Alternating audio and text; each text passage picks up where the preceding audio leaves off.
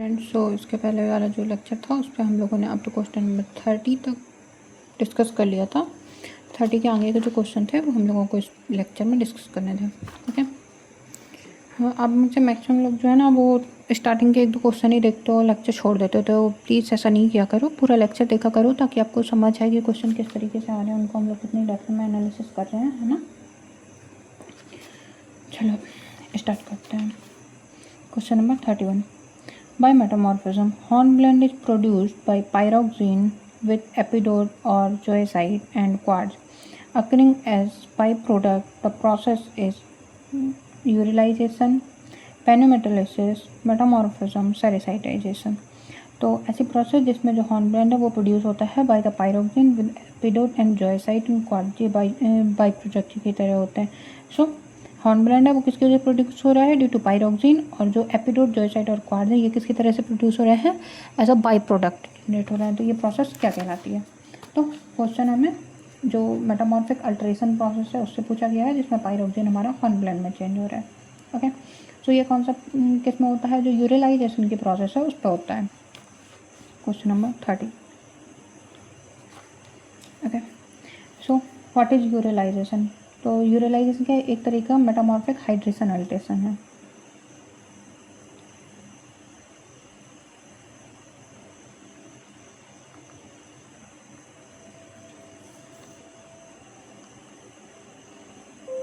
एक तरीके का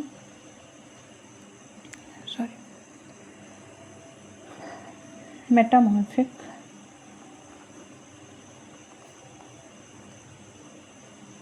हाइड्रेशन रिएक्शन है, जिसमें जो पायरोक्सिन है वो चेंज होता है एम्फीबोल में, जो हॉर्नब्लेंड या फिर एक्टिनोलाइट में।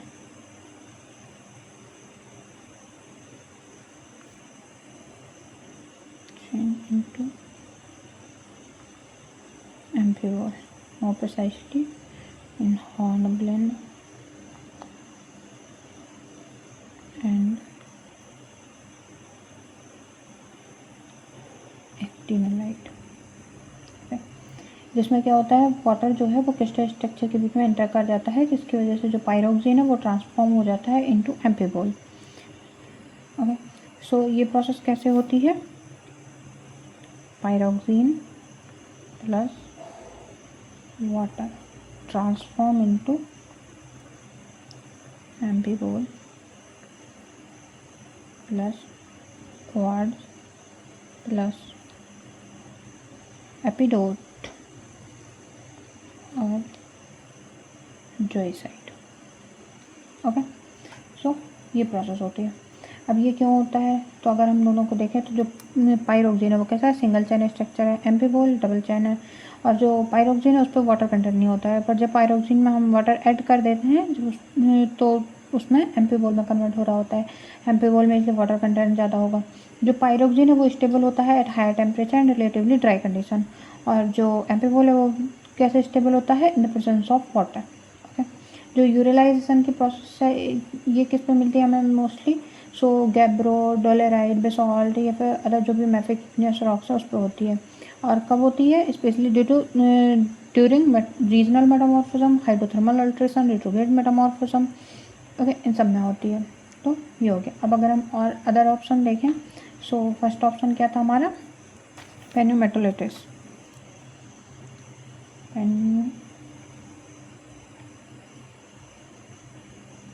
मेटोलाइसिस। ये अल्ट्रेशन क्या है? By high temperature magmatic gases. Alteration bye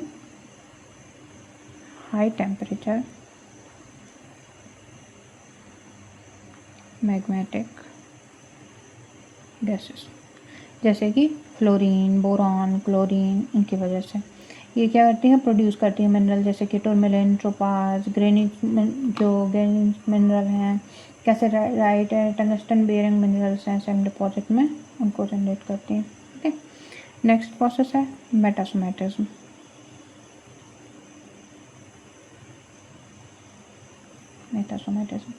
मेटासोमेटिज्म में क्या होता है? केमिकल अल्ट्रेशन होता है रॉक्स का by fluid. Metasomatism is chemical alteration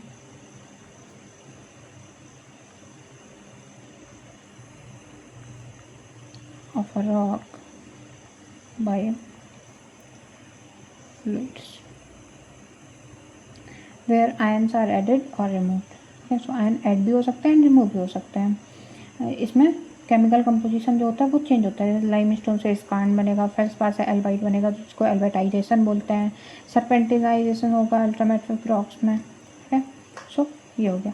and जो नेक्स्ट ऑप्शन है वो क्या है, सेरिसाइटाइजेशन.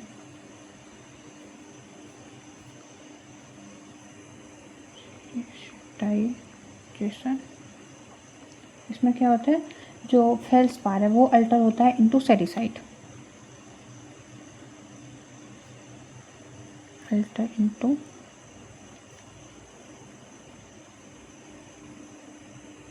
सेरिसाइट with fine grain white mica.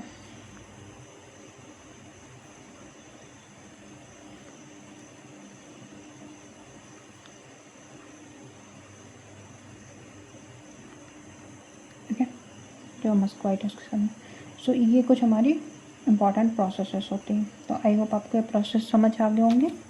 Next question देखते हैं. क्वेश्चन नंबर 32 में क्या बोल रहा है, when a lacustrine environment is affected by marine conditions then the environment is known as estuarine, limnic, paralic या फिर फ्लैट टाइप एनवायरनमेंट. सो ये कौन कौन से होते हैं. क्वेश्चन नंबर 32 लोग डिस्कस करते हैं. इसमें क्या कर रहे हैं, थोड़ा सा कैच है बट वर्डिंग समझ सकते हैं, इसके लिए हम इसको सॉल्व भी कर सकते हैं. सो इस क्वेश्चन में क्या पूछा गया है, ऐसा एनवायरनमेंट आइडेंटिफाई करना है जिसमें फ्रेश वाटर और मैराइन वाटर दोनों का इन्फ्लुएंस हो. लैकेस्टराइन मतलब हो गया लेक इन्वायरमेंट जो कि फ्रेश वाटर है, एंड जो मैराइन इन्फ्लुएंस उसका मतलब है कि सी वाटर भी इंटर कर रहा है. ओके, ऐसा कौन सा होता है जिसमें फ्रेश वाटर में सी वाटर इंटर करता है, एस्चुराइन इन्वायरमेंट में. ओके, सो हमारा क्या होता है, डिपोजिशनल इन्वायरमेंट होते हैं. डिपोजिशनल इन्वायरमेंट किस तरीके से होते हैं, तो एक तो होता है कॉन्टिनेंटल इन्वायरमेंट.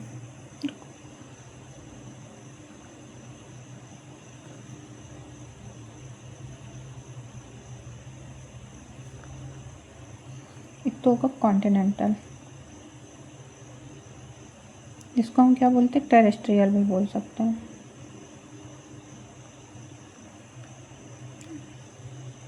जिसमें आएगा फ्लूवियल, लैकेस्ट्राइन. लैकेस्ट्राइन मतलब जो लेक से रिलेटेड है. Aeolian, glacier, desert. Next transitional. Transitional में आएगा एस्चुरी, डेल्टा, लगून या फिर टाइडल फ्लैट भी आ जाएगा इसमें. इसके अलावा क्या होता है, मैराइन एनवायरनमेंट, उससे रिलेटेड जो है जैसे continental shelf, slope, abyssal plain, deep ocean, ये हो गया. अब लैकेस्टराइन इन्वायरमेंट का मतलब क्या है, so lacustrine means lake environment जिसका कैरेक्टरिस्टिक क्या होगा, fresh water, low energy, fine grain sediments, mudstone shale, ये सारा कुछ होगा, है ना. और एस्चुरेंट का मतलब क्या होगा कि जहाँ पर जो रिवर और सी मीट करता है उसको हम एस्चुरीज बोलते हैं उस एरिया को. बट इसमें रिवर और सी का नहीं दिया हुआ है, इसमें लेक दिया हुआ है. सो हम इसको उसी तरीके से एनालाइज करेंगे कि लेक एंड रिवर दोनों ही फ्रेश वाटर फॉर्म है. सो ये हो गया. हम अगर हम लोग ऑप्शन देखें, सो फर्स्ट तो एस्चुरी है जो कि हमारा सही है. एस्चुरी क्या है, transitional environment where fresh water and sea water mix.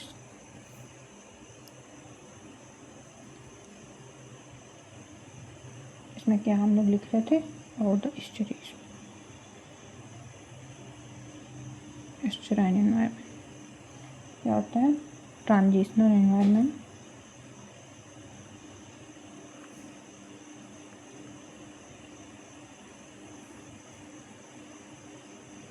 where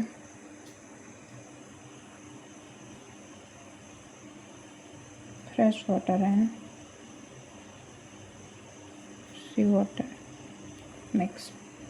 तो इसके कैरेक्टरिस्टिक क्या होंगे, इसमें ब्रैकिश वाटर जनरेट होगा, टाइडियल इन्फ्लुएंस होगा, रिच न्यूट्रिएंट्स होगा, यानी कि हाई बायोलॉजिकल प्रोडक्टिविटी होगी। नेक्स्ट जो दिया हुआ है वो दिया है लिमिक। लिमिक का मतलब क्या होता है, ये सिंपली मतलब होता है जो फ्रेश वाटर लेक कंडीशन है, यानी कि जो लेकेस्टराइन है उसको ही बोला जाता है।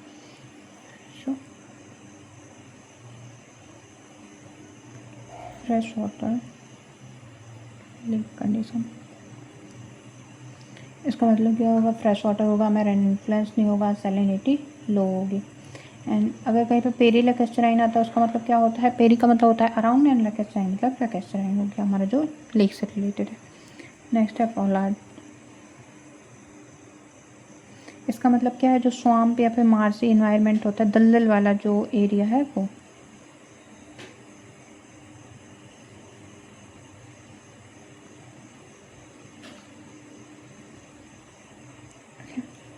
तो ये हो गया हमारे जो मेजर इन्वायरमेंट टाइप। ओके, आप चाहो तो इसको एस्चुरी लैगून के बीच में डिफरेंस भी देख सकते हो। अच्छा एक बताना, which coastal environment is separated from sea by a sand bar, इसका आप आंसर दीजिएगा।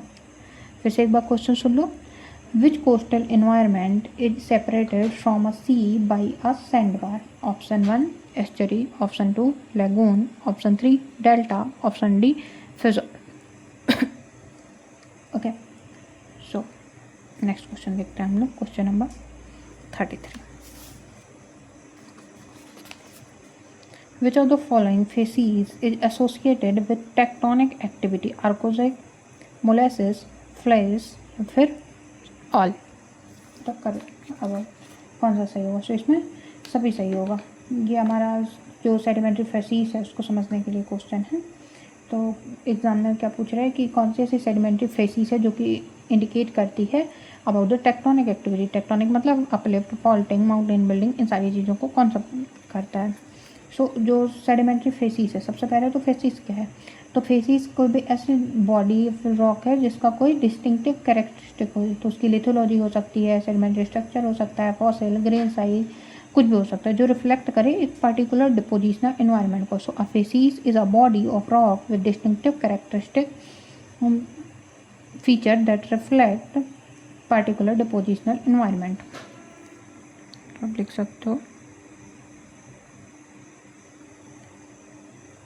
is a body of rock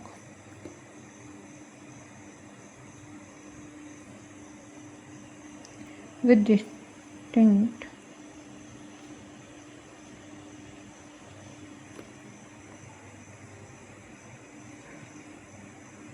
characteristics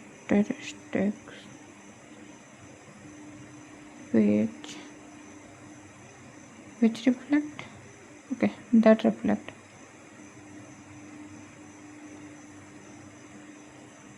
a particular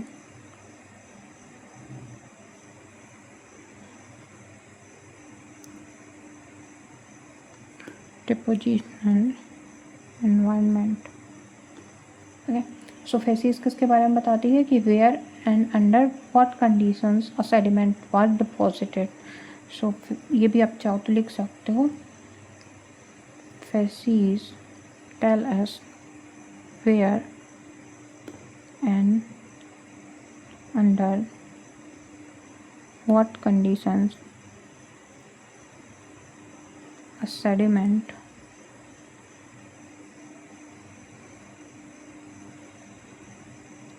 was deposited। Okay, so facies identify किसकी वजह से होती है, जो grain size, rock type, sedimentary structure, fossils, mineral composition, फिर कलर, इन सब के बेस पे हम फेसिस को आइडेंटिफाई करते हैं। अब अगर हम लोग ऑप्शन देखें, सो आर्कोजिक फेसिस। सबसे पहले आर्कोजिक फेसिस क्या होती है, एक ऐसा सैंडस्टोन जो कंटेन करता है more than 25% of feldspar. Usually जो पोटेशियम फेल्सपार होता है कंपोज करता है क्वार्ट्ज फेल्सपार या फिर माइनर अमाउंट ऑफ माइका। ये रिलेट कैसे करता है टेक्टोनिक से, आर्कोजिक ये रिलेट कैसे करता है, जो फेल्सपार है वो क्विकली पैदा करता है। और अगर कोई भी सैंडस्टोन है जिसमें फेल्सपार अभी भी अबंडेंट है, उसका मतलब क्या है कि उसका rapid erosion, rapid transformation related chemical weathering हुई है, मतलब वो अभी कहीं आसपास के एरिया से ही आया हुआ है, इसको जनरेट करेगा, क्योंकि अगर ज़्यादा दूर से आ रहा होता तो वो क्या होता, उसकी वेदरिंग हो गई होती तो फेल्सपार हमें प्रेजेंट ही नहीं मिलता। तो ये कि इसको बताता है, सजेस्ट करता है, arkosic suggest about active upliftment and short transport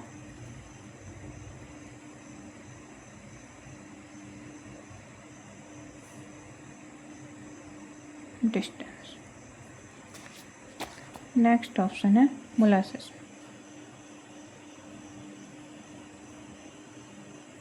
मोलास क्या है, इसका मतलब होता है एक थिक सीक्वेंस है जिसमें हमारा continental to shallow marine sediment deposit होते हैं आफ्टर माउंटेन बिल्डिंग प्रोसेस। ये क्या कंसिस्ट करता है, कॉन्ग्लोमेरेट, सैंडस्टोन, सेल को कंटेंस करता है ना। सो मोलास क्या है, it is a thick sequence of continental to shallow marine sediments deposited after mountain building. So ये भी हमारी टेक्टोनिक से रिलेटेड हो गई, माउंटेन बिल्डिंग के बाद में फॉर्म हो रही है, जो मोलासिस में बनते हैं उनको हम मोलासिस सेडिमेंट बोल रहे हैं। नेक्स्ट में क्या देखा, ये लेट स्टेज ऑफ ओरोजेनी को इंडिकेट करती है।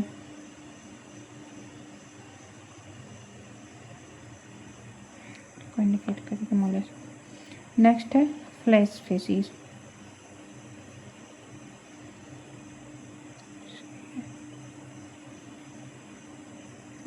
फ्लैश में क्या होता है, थिक सीक्वेंस होता है किसका, डीप मैराइन सेडिमेंट का।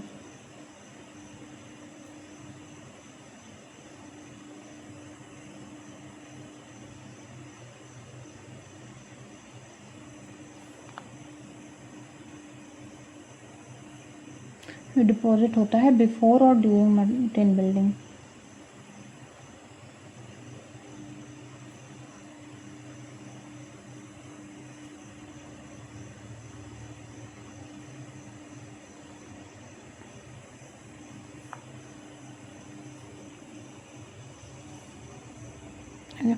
टाइप रॉक क्या है, सैंडस्टोन, सेल, ग्रे वैके, टर्बिडिटी, ये सारा कुछ है ना।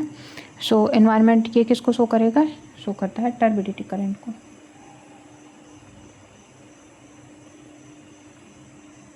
शो करेगा एंड अर्ली स्टेज ऑफ ओरोजिनी।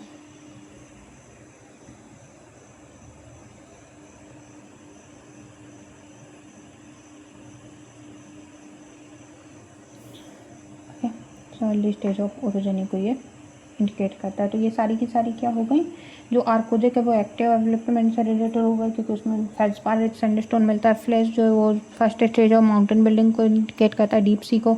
और जो मोलासिस है वो माउंटेन्स को शो करता है जो कि इरोड हो रहे हैं या कॉन्टिनेंटल डिपॉजिट चल रहा है, लेट स्टेज को शो करता है। तो ये सारी की सारी किसी ना किसी तरीके से टेक्टोनिक से रिलेटेड है। सो ये टेक्टोनिक को शो करेंगे। तो हमारा ऑप्शन क्या हो गया, all of the above. Next question 34. The lighter and heavier minerals are separated by carbon tetrahydride, bromophone, crude oil, none. So question number 34. हमारा जो लाइटर और हैवियर मटेरियल है वो मिनरल्स हैं, वो किससे सेपरेट होते हैं। तो इसमें क्या है, जो हैवी लिक्विड सेपरेशन टेक्निक है उसके बारे में पूछा गया है। जो फोर्थ फ्लोटेशन टेक्निक है, इनसाइड टेक्निक में कौन सा जो एजेंट है वो यूज करते हैं। तो प्रिंसिपल सिमिलर, जो हैवी मिनरल्स है वो सिंक कर जाना चाहिए, जो लाइट मिनरल्स हैं उनको फ्लोट करना चाहिए। तो उनको हम किस तरीके से कलेक्ट करेंगे और कौन सा उसमें यूज होता है। तो इसमें जो स्पेसिफिक ग्रेविटी पर जो डेंसिटी है उसका कॉन्सेप्ट लगता है। सो मेन कॉन्सेप्ट क्या है, हैवी लिक्विड सेपरेशन का। इस पर जो हैवी लिक्विड है वो सेपरेट किया जाता है लेबोरेटरी में अलग अलग टेक्निक से, जो उनकी डेंसिटी है।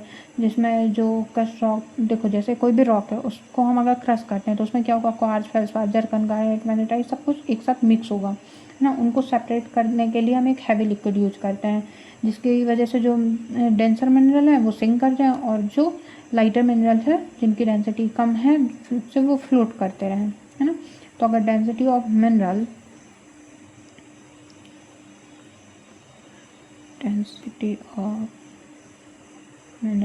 greater than density of liquid, okay, sink, and density of mineral less than density of liquid, this means float, okay. Archimedes का प्रिंसिपल है, सिंपल सा, उसको यूज करते हैं। तो उसके लिए हम क्या यूज करते हैं, जो ब्रोमोफॉर्म होता है,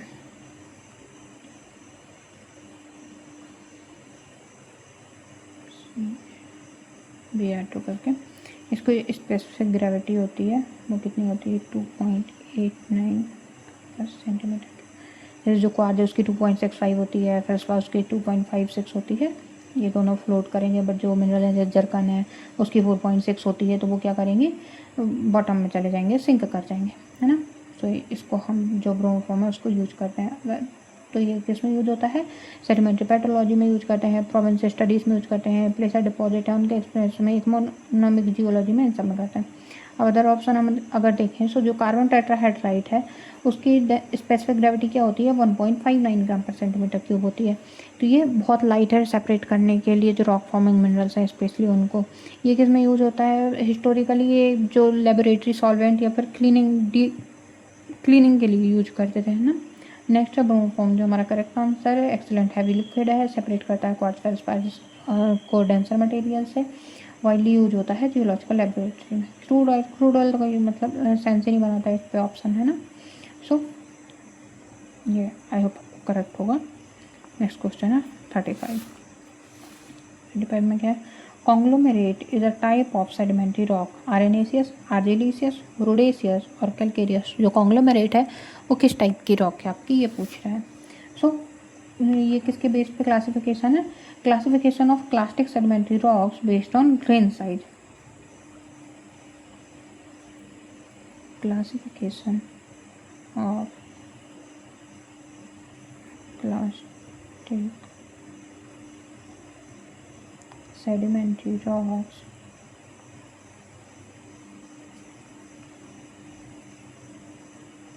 based on grain size। इससे हमारा क्वेश्चन है। सो इसमें हम लोगों को कॉन्ग्लोमेरेट के बारे में पूछा गया। तो ये क्या है, 3 टाइप से इनको डिवाइड किया गया है। एक तो रोडेशियस, आर्नेसियस,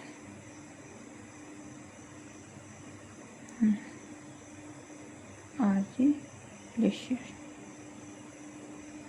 सो रोडेशियस में क्या आते हैं, जो हमारा कॉन्ग्लोमेरेट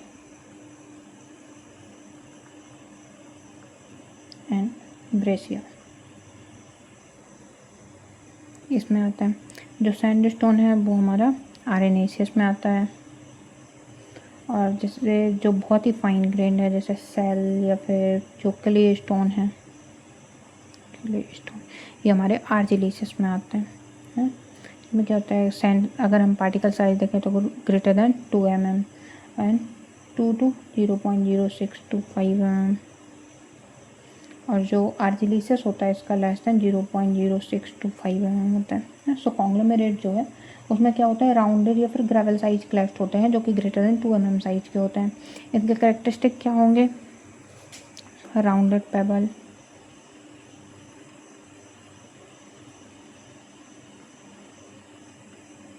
ग्रेवल साइज पार्टिकल,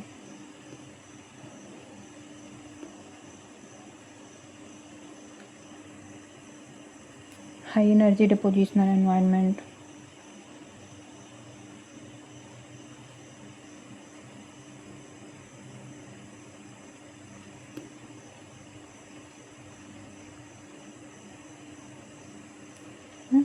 और सीमेंटेड होता है बाय द सिलिका, कैल्साइट और आयरन ऑक्साइड। अगर यही जो रोडेशियस हैं राउंडेड पार्टिकल्स हैं यही एंगुलर हो जाते हैं तो क्या होता है,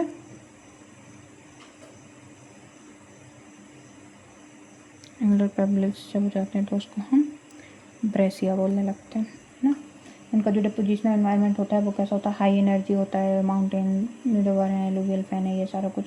राउंडेड क्लास्ट है, इसका मतलब क्या, ग्रेन कॉन्ग्लोमेरेट है, और जो एंगुलर क्लास्ट है उसका मतलब क्या है कि वो ब्रेसिया है।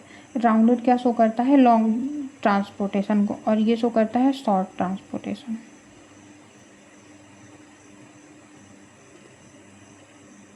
है ना। कहाँ पे बनता है ये, फॉल्ट जोन,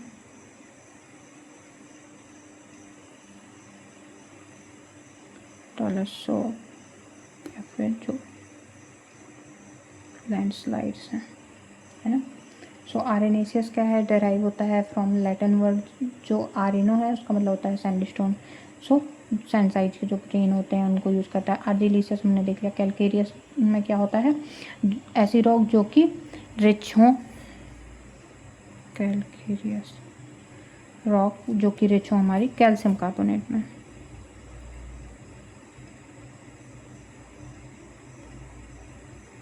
रिच जो रॉक है उनको यूज करते हैं, है ना। सो हमारा जो कॉन्ग्लोमेरेट है वो कैसा है, रोडेसियस है।